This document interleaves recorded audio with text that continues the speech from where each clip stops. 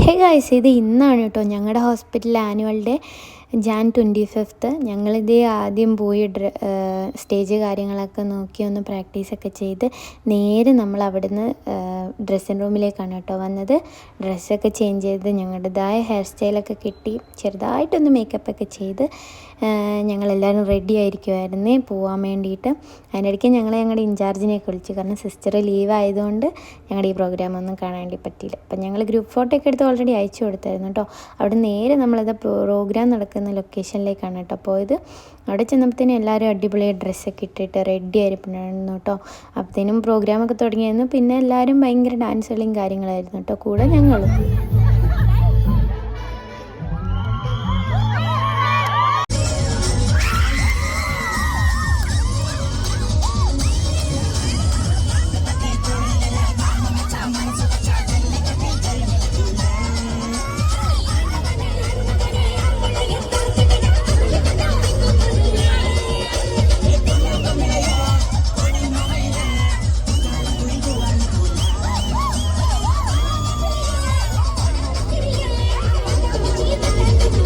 ഞങ്ങൾ ഡാൻസ് കളിച്ച് ഇറങ്ങിയ അവിടെ തന്നെ നേരെ ഫുഡ് അടിക്കാൻ വേണ്ടിയിട്ടാണ് കേട്ടോ പോയത്. കാരണം നല്ല വിശപ്പുണ്ടായിരുന്നു.